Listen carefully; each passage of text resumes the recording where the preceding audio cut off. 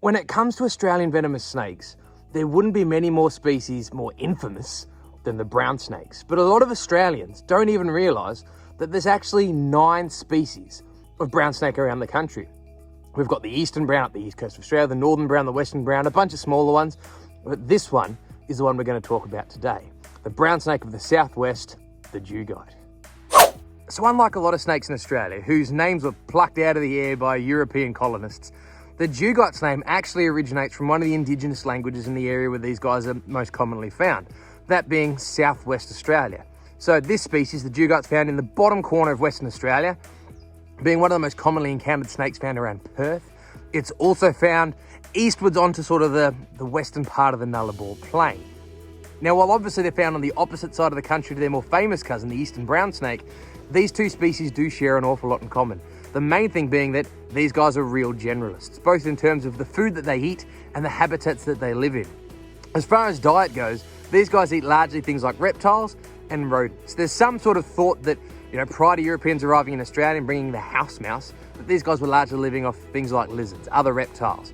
As we've introduced mice and rats, we've introduced imported grains, these guys are eating more and more rodents. But today, they'll eat pretty much whatever they find with a particular focus on rodents and reptiles. As far as their habitat preferences goes, these guys are also not really fussy. These guys will live anywhere in the wild, from coastal dunes, offshore islands, sandy environments, with several offshore islands even having their own subspecies of dugites.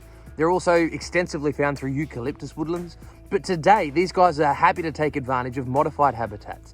Things like around our houses, our farms, buildings, places where rodents are gathering and breeding, these guys will live there too. Now, while this ability to live alongside people, to take advantage of the food sources like mice that we've introduced, has done wonders for these guys in one respect, they're doing well. They're able to put up with us, to live alongside us when a lot of other species can't. There is one major drawback, and that is that these guys regularly come into contact with people. And wherever snakes and humans come into contact, there's conflict, and the snakes usually don't win. You see, the dugite is one of the most common causes of snakebite in this part of Western Australia, the bottom half of Western Australia, with several fatalities in the last sort of decade and a half. This being said, they are significantly less venomous than their eastern brown snake cousins, but they're still well and truly amongst the most venomous snakes on the planet. So you compare and getting run over by 2 different types of truck, it's gonna hurt either way. The good thing about snakebite though, is while it's certainly a danger, and it's certainly a reason why people don't necessarily get along with snakes, it is a really manageable risk. Now, the thing about snakebite is, and I know I'm preaching to the converted here, is they are highly, highly avoidable. You see, snakes only bite for 2 reasons. They bite out of food or fear. Now, in captivity, food bites do happen. They're where snakes think they're getting fed. They associate their hand coming in, but that doesn't happen in the wild. Unless you're in the Bornean jungle hanging around reticulated pythons, all wild snake bites are the result of fear. You see, this snake, if it wants to bite you, it thinks that you are dangerous. You're going to hurt it. My only choice now is to stand my ground and fight. Now, this means, as long as we can make sure we don't place snakes in a fearful situation, we're not going to get bitten. Now, there's 2 kinds of these bites that do happen. There's people interacting with the snake, which is unfortunately a lot more than it should be. These are people trying to catch snakes, kill snakes, bother snakes, things like this. Good thing about those is they're the most avoidable. Leave them alone. Don't touch them, don't bother them, the snake won't bother you. The accidental bites, on the other hand, and they do happen, are also avoidable. The reason, or the way that we can avoid these accidental bites, is doing things like, if we're out in the bush, especially in summer, make sure we're wearing good pants, good footwear.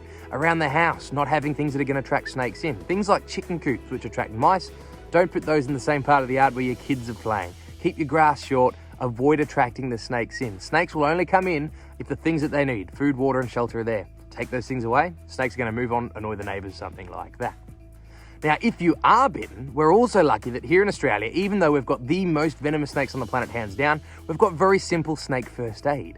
The compression bandage, which we've got videos on out there on YouTube and Facebook already, is the most effective first aid treatment for snakebite here in Australia. You don't need to know what you're bitten by. Don't catch or kill a snake. Don't take it into hospital.